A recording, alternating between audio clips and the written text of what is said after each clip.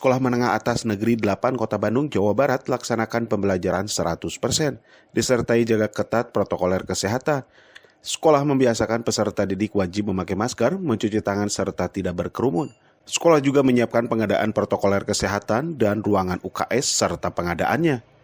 Wakasek Humas SMA Negeri 8 Kota Bandung, Toteng Suhara menghimbau peserta didik agar dapat mengikuti protokoler kesehatan setiap hari dan merupakan pembiasaan di sekolah maupun di rumah.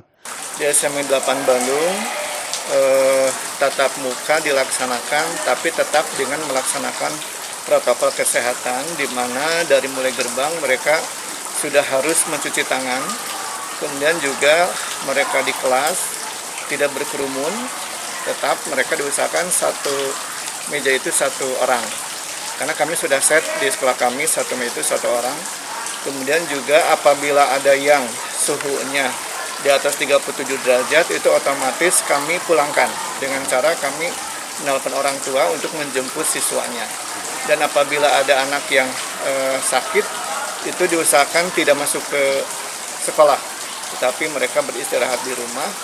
Dan apabila ada yang dinyatakan positif setelah mereka PCR, itu kalau misalnya di satu kelas itu 10%, maka kelas tersebut itu kalau misalnya 10% itu ditiadakan KBM-nya, maksudnya KBM-nya di-online-kan seperti itu.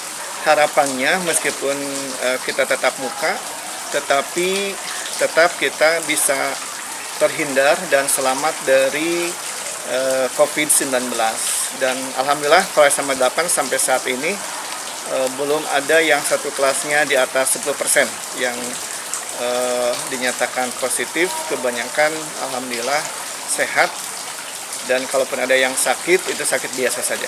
Widi Herian mengabarkan dari Hadas TV, Kota Bandung, Jawa Barat.